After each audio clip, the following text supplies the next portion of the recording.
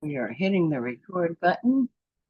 Good evening, everybody, and welcome to the Lightning Room. Tonight is our mystery edition. Who did it? Watch the suspense thrill. Let's find out what you can solve. Mystery box challenges, two truths and a mystery. This is going to be interesting. Put your comments in now. Let me see that you are here. I'm just getting set up on our comments, so let me know. There you are. I see him. Good to see you. All right, on our live, the good thing is, well, you get all this in between stuff getting set up, but the great stuff is when we play, everything will go away. All this will magically disappear. Good evening, everybody. Welcome to the Lightning Room. If you are ready, it is about 8:02, and we're going to go ahead and get started. Type in those chats. If I'm not answering or reading out loud, just try to instant message me or find a way. Sometimes I don't always see everything and I don't want to miss anybody. So let me know. All right, let's get started. First up, the mystery box challenge. It's going to be 3 silly or suspicious clues about what's inside. You guess, let me know in the chat. What do you think it is? All right, first up for our mystery chat. I'm sorry, our mystery box. Here we go. Leave your comments in the chat. You know if I'm seeing everyone okay. Hello, baby. Hello, baby. Howdy, howdy, howdy, howdy, howdy. Okay, here's your 3 clues. What's in the box? 3 clues. What's in the box? Got some funny pictures there to help you decide. What's in the box? It's older than you think. It shakes. It jiggles. That's a thing, right? Shakes and jiggles. There's only a couple of things that are going to be jiggling. Hello, Jamie and Sam. Hello, good to see you guys. Do I see Bob? Where's Bob? I thought I saw him. Jello. Jello's really, really close. I see Bob. Hi, Bob.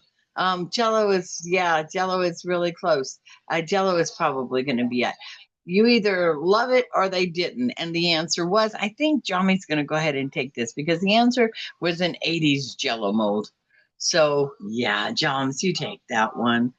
Hello, everybody from Bob. Yeah, that's another thing. It does jiggle and it's aggravating. And aggravating jiggle, I tell you. It's totally unnecessary. It's very judgy. Pudding, yeah, yeah, pudding can, yep. I was thinking about the when you make it on the stove, that jiggles less than the box chili, doesn't it? Okay, mystery box number 2. Tell me what you think. It's something you don't want to step on in the dark. I think a lot of things come to mind with that, right? Okay, something you don't want to step on in the dark. It's tiny, but it causes big pain. Yeah. And I was going to say, every parent knows this enemy because it is a universal enemy. Yes. Legos. It is, of course, the ultimate enemy of every parent. The enemy of every parent. Here you go. Okay, you're 2 up, girl. 2 up, 2 up, 2 up. Okay, mystery box number 3. Last mystery box, I believe. It can solve mysteries, but it can't open doors. It sits quietly until you pick it up. Sherlock Holmes would definitely approve. Or Barbie shoes. I had 2 girls. Oh my gosh, Barbie shoes. Yeah, that's another nightmare. I'll tell you who else is a culprit. Mr. Potato Head. Yeah, Mr. Potato Head pieces are not funny. Are not funny. They are like spears. Not funny at all. Not funny at all. All right, next mystery. It can solve mysteries, but can't open doors. I'm sorry. And to remind, there's a delay. I'm still working on getting that timing totally right. If I slow down and listen, it definitely helps a little. All right, it sits quietly until you pick it up. And Sherlock Holmes would definitely approve, eh? What say ye? No clue, Sam? Looking glass, magnifying glass, Jommy. A magnifying glass, of course. Elementary, my dear Lightning Room Elementary. Yes, it is. Yes, it is. Yes, it is. Good job. Good job. Hey, one more mystery. One more mystery. Or one more mystery box. My apology. It makes noise without speaking. You can shake it, but you can't bake it. Music teachers either love them or they ban them. This is the absolute God-fearing truth. What is it?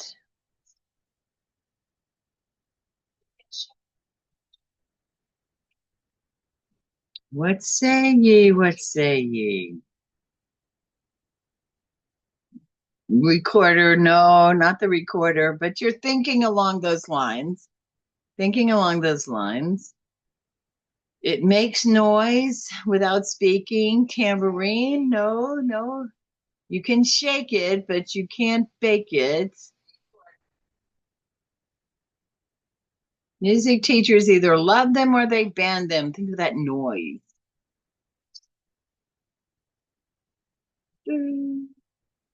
All right, ready for the answer? A flute? No, no, no, no, not a flute. A kazoo, yes, a kazoo, a kazoo. Absolutely, that is it. Bob, you took the answer with kazoo. Yes, you did. Yes, kazoo. I got you. Yes, it was. Yes, it was. All right. Good job, guys. You ready to move on to our next section? Ready to move on to our next section? That was kind of fun. I know. Think of how those things sound. Hey, imagine having a dozen kids in a class doing that all at one time. I teachers, you God, they just, I mean, in a lot of ways, your teachers are saints. They're absolute saints. You've got to give them everything. They do so much. Bob's the winner. Bob's and Johnny are taking the cake. Sam and Sophie, good to see you. Glad you're here. I know I'm feeling the same way. I only know them because there's the answers on them. Okay, and I mean, it's like they're getting them right away. We're not getting a chance to answer. You guys slow down. Okay, two truths and a mystery. Kind of like just some fun before we get ready for our mystery stuff, our big two mysteries of the evening. So you might have heard these on if you follow Sunny Days podcast. It comes out daily on YouTube. If you follow that, you might have seen these on there. Excuse me. All right, here we go. First up, 1 second. So rude. So rude. Excuse me so much. It's such a good game. Okay, so I will give you two things that are true, one thing that is false. The mystery is, does this mean anything to you at all? I have no idea. But it should be fun to find out. So let's have two truths and a not truth. So here's one. Here's Beyonce for you. Her daughter Blue Ivy has won a Grammy. Truth or not true? Beyonce has performed at the Super Bowl twice. You know, I actually read about this. Now, that may tell you something if it's the truth or not. Well, yeah, I'll tell you after we finish. I'll tell you. Okay, next. Beyonce's first movie role was in Dreamgirls.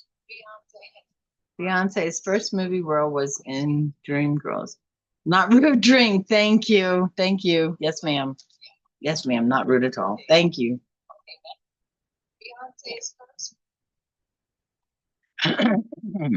Okay, so she does have a daughter named Blue Ivy. I don't know that she's ever won a Grammy. Well, hmm. Beyonce has performed at the Super Bowl. Ding. And her first movie role. Hmm. All right, what do you think? Okay, so giving you a few more minutes for this. Let me know. I don't know about the Grammy Award, and I'm not sure about Dreamgirls, but I know that she played at the Super Bowl. How about you guys? What are your knows and your don't knows? We'll do it by reason of deduction. I think the non-truth is Blue Ivy did not win a Grammy. I know, I don't think so. And then I remember something about in the news about that. Number two, Beyonce has performed at the Super Bowl twice. Okay. Sam says Super Bowl. Okay. Sophia, uh, Super Bowl. And I don't know how many times, right? I'm not sure how many times either. I know I'm pretty sure she did. Okay. So let's find out. The truth is her first movie role was not Dreamgirls. It was Karma, a hip opera. A hip opera. I haven't heard of it, but okay. So the mystery, the non-truth, and all that was her role was not Dreamgirls. So yes, A Blue Ivy has won a Grammy. I don't remember. I remember reading something about that or seeing something. I just don't remember. Like I don't have a picture of it. Watch all the Grammys. And then, yep, she was at the Super Bowl. And what I was going to tell you about the Super Bowl was I remember reading, and it said Beyonce once appeared twice at the Super Bowl. And that just sort of sounded funny, kind of funny about that. Like once appeared twice. Well, you learn something. Yep, learn something new every day. Yep, doing this, I will forget how when I've done it. So by the time I get to it, I will forget some of what I was doing. But it's always so much fun to learn some of this stuff. Useless information. See, that's the mystery part of this. What are we going to do with this information? Okay, are you ready for set number two? Set number two. Two truths again. Two truths and a mystery as to why they even put it there. Okay, Titanic was the first movie to gross over 1 billion worldwide. It was a heck of a movie, that's for sure. The voice of Darth Vader was originally going to be Orson Welles. I can hear that voice. Jurassic Park was filmed entirely in Australia. All right, guys, what do you have? Sam, right up on it says Australia, not true. Okay. Okay. Sam's on it with Australia, not true.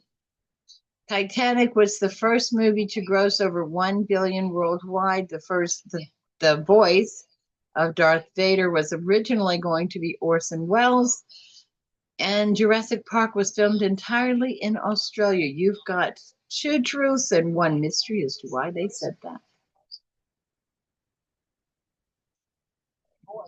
Give you a little more time here. Set up your answers. Let me know what you think.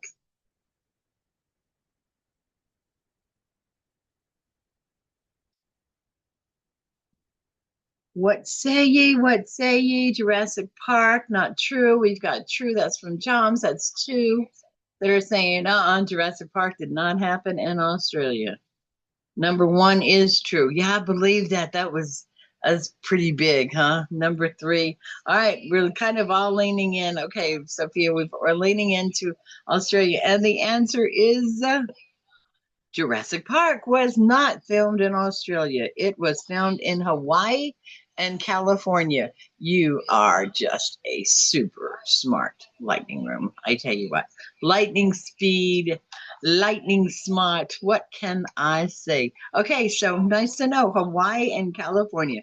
That was beautiful scenery, wasn't it? That was some beautiful scenery. Okay, are you ready for set number three? Set number three is going to be about Mr. Elvis Presley. Again, two truths and a mystery as to why would they put that in there? All right.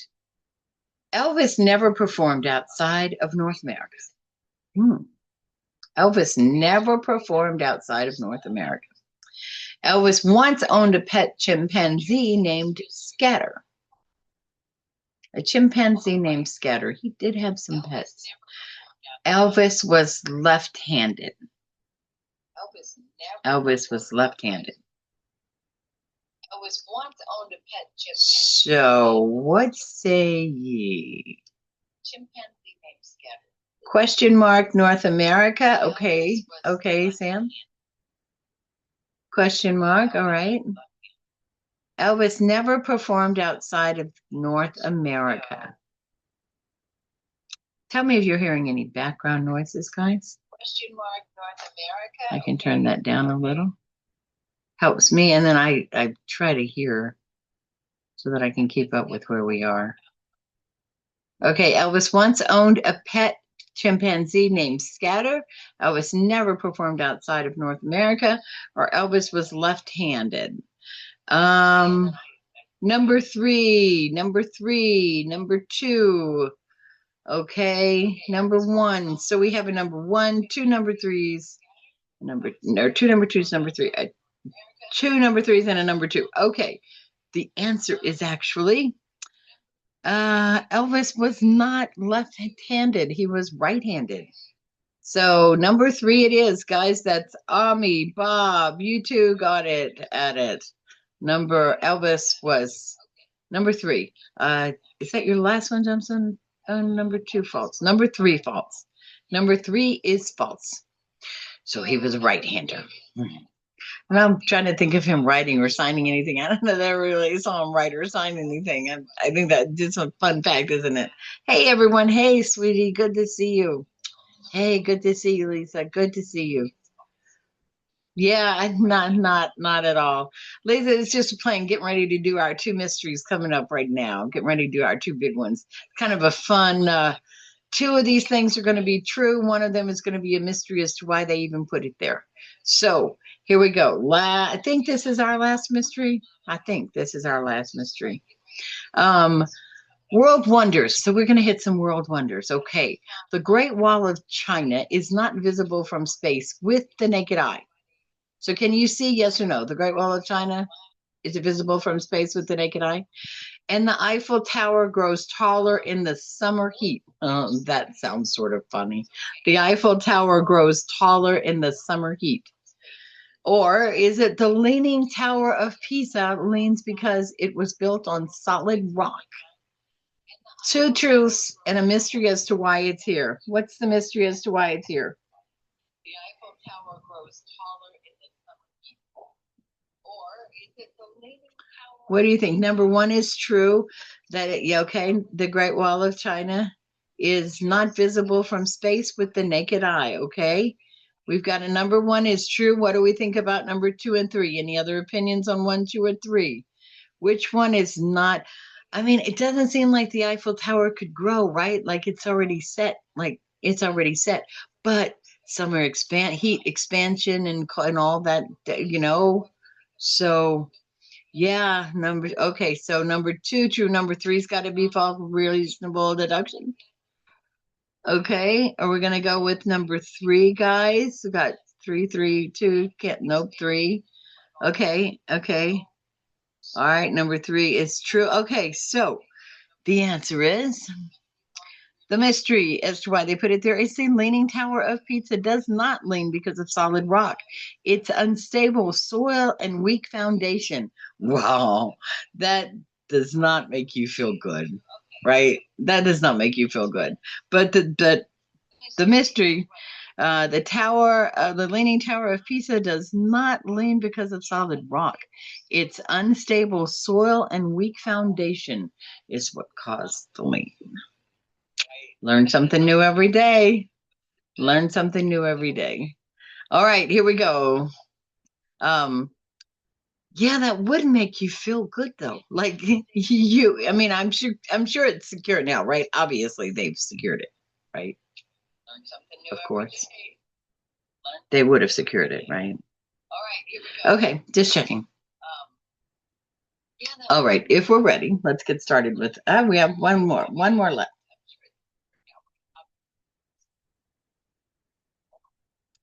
I know, well, darn. I like learning something new every day. It's helpful. I mean, useless information, but then that's the fun of useless information, right? That's what makes useless information so much fun. It's like, it's just fun. Who knows where I'll use it in a silly little game like this? In a trivia on a TV show where you'll win $1,000,000. You never know. Okay, here's one about Miss Taylor Swift.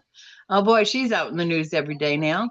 Taylor Swift wrote every song on her album Speak Now by herself.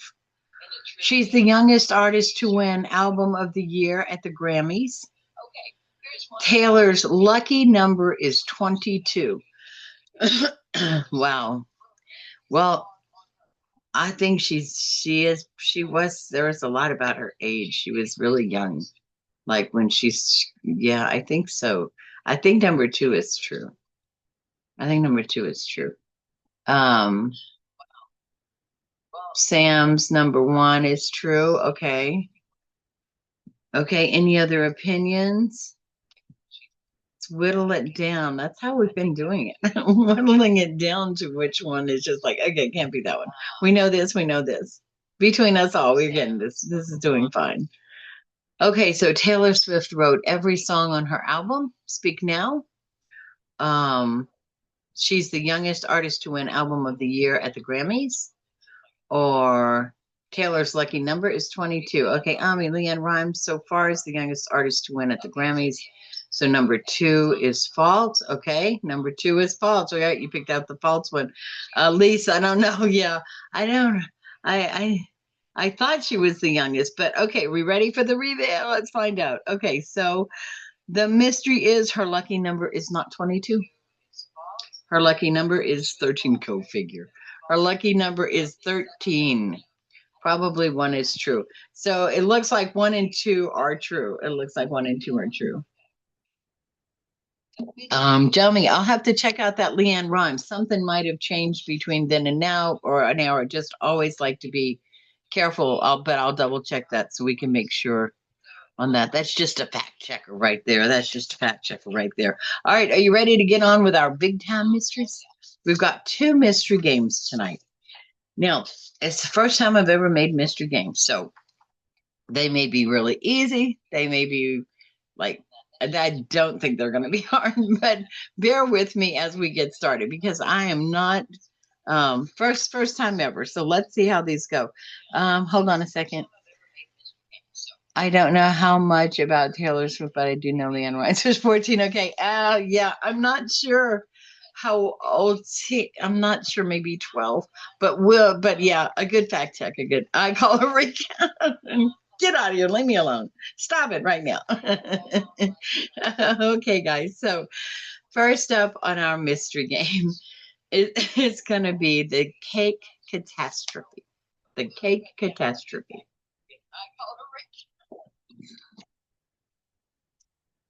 Okay, so we'll start with a setup. So, if you will, ladies and gentlemen of the Lightning Room jury, we've got a sticky situation all at the town fair. The prize winning chocolate cake, the pride of the festival, was sabotaged. Instead of sugar, someone swapped in salt. The judges nearly fell out of their chairs after the first bite. You can imagine salt, sugar, the difference in that. But who would have done such a thing? Let's meet our suspects, shall we? There's Baker Betty, the rival contestant. Her red velvet cake lost to the chocolate cake last year, and she never let that go, it said. Kid Kevin, he's a prankster with sticky fingers, famous for putting whoopee cushions on the teacher's chair. All right. There's Mayor Tom. He is known for sneaking extra sweets and roaming the fairgrounds, taste testing. All right. And there's Grandma June, a traditional baker who always says modern recipes just aren't as good as the old-fashioned way. I could relate to Grandma June. There's something about that. So what do you think? These are our people. Take a look at them. Read them for just a moment. Hey, guys, I noticed Jules says we've got to check up on Jules. So do a follow-up on Jules. I know Alan them weren't here. I didn't mention them, actually. I didn't mention them because they are, excuse me one second, because they are on a trip, on a vacation. They left yesterday, and the group will be gone for until next Wednesday, and then they will be back. Okay, so let's find out our first clue. Let's go for our first clue, shall we?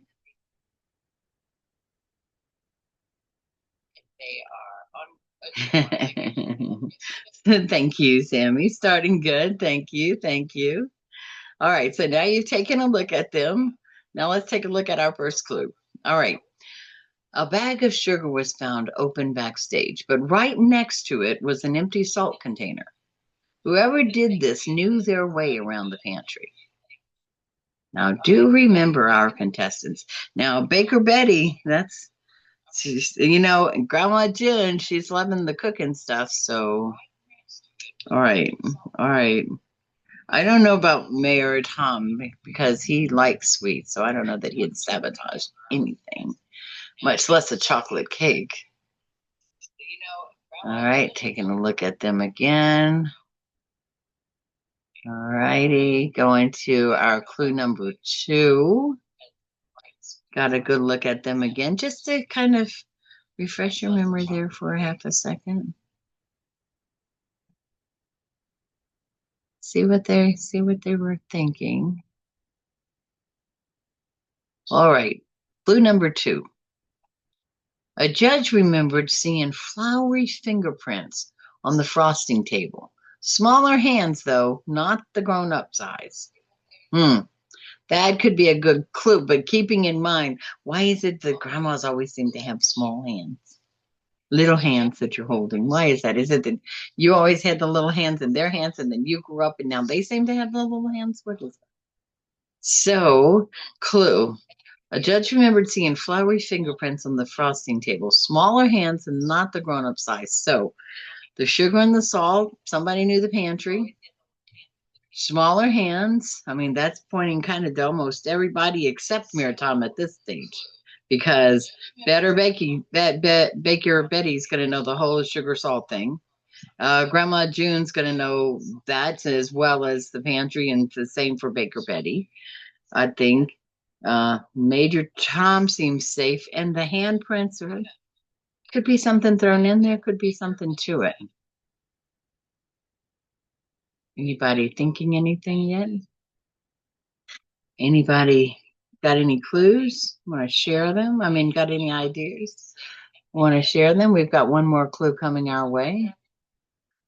One more clue, the big clue coming our way. All right, here we go. Clue number 3.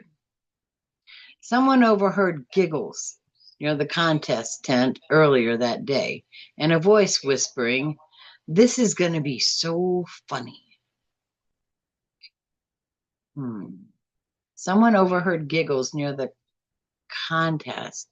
Maybe Grandma June, I know, because, and she was saying, so what kind of recipe was the chocolate cake, right? Because she's saying all these new recipes, they just aren't as good as the old recipes. So yeah, I mean, that's, and the smaller hands with the older, I think so. Maybe it's the kiddo, right? He likes to pull pranks.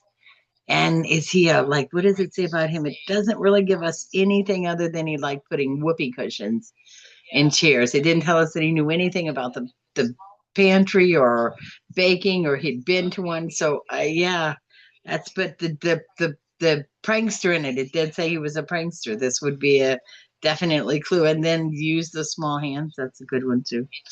Um, who else has got him? Another Grandma June, another kiddo. All right, all right, all right, guys. You ready for the big reveal? So our clues were, just to real quickly go over our clues, we know our suspects. We've got Baker Betty, we've got Mayor Tom, we've got Kid Kevin, and we've got Grandma June. Grandma June loves her old recipes. Kid Kevin, he's a little prankster who does stuff. Mayor Tom, he just loves eating treats, it sounds like, and roaming about. And Baker Betty, she's a rival contestant. So, first clue was a bag of sugar was found open backstage. All right.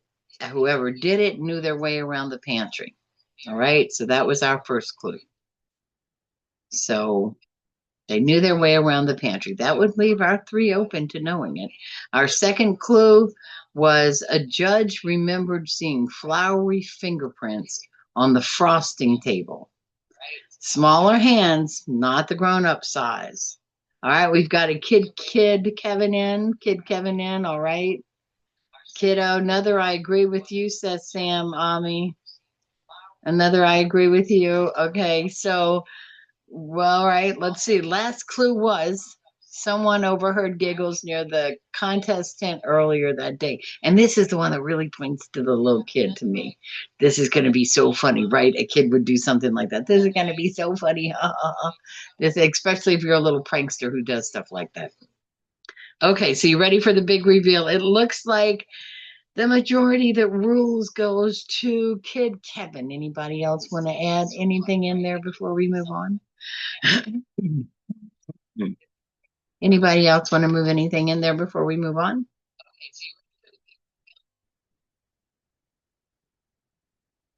Sorry, I forgot about that sound. My apologies. Crinkle, crinkle, crinkle. Okay, you ready for the big reveal? Here we go. And the saboteur was, for those of you who picked Kid Kevin, it was Kid Kevin. He thought it would be hilarious to prank the fair by switching sugar for salt. But little did Kevin know the whole town doesn't think salty chocolate cake is funny at all.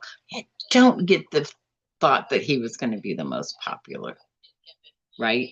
But very good, Kid Kevin. All right, guys, you about ready for our last mystery of the evening? Coming up on our last mystery of the evening. All right, how was it? Have you guessing for at least a half a second, maybe? I have to try writing some of these. I have to do this a little bit more. All right, Kid Kevin took it in that one. Let's get ready to move on to our next one, shall we? Okay, here we go. Take it a second there. I see the streaming little button went round and round for a minute. There we go. All righty, making it with this. Hi, Lisa, babe. I'm so glad you're here. So glad you're here. Okay, next up, here we go. The Vanishing Library Book. Next up, The Vanishing Library Book. All right, how many of you been to the library lately? I love the library. It's such a cool place to go. You can go anywhere, find anything, read anything. Just the time to do it, right? The time to do it, the time it takes to do it. Okay, so attention, lightning room detectives. Here we go. We've got a mystery on our hands at the Willamere Library. The rarest book in town, The Whispering Pages, said to hold secrets from centuries past, has vanished from the shelves. Who could have dared to sneak it away? Well, let's meet our suspects for this case, shall we? There's going to be librarian Lucy. She guards the library like a dragon guards treasure. Maybe she hid it to keep it safe. Hmm, good point.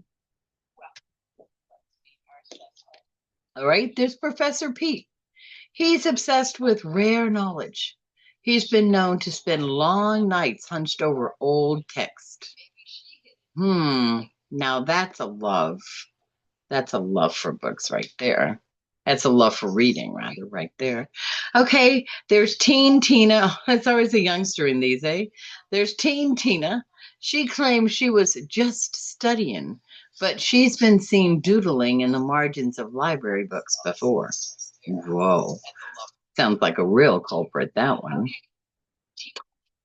And there's Delivery Dan. Dropped off new book shipments that morning, but wandered into rare book section when no one was looking. Professor Pete has the book buried under a sack of other books. I believe it. And how would we ever know? Right? How would we ever know? How would we ever know? Because that's him all the time with all that stuff gathered together. All that stuff gathered together. Okay, what do you say? We've got Delivery Dan, Professor Pete, Librarian Lucy, and Teen Tina. Let's take a look at our clues, shall we? As the last one, we'll have 3 clues. Let's see. All right, we already have one guess that says Professor Pete and 2 funny faces laughing out loud.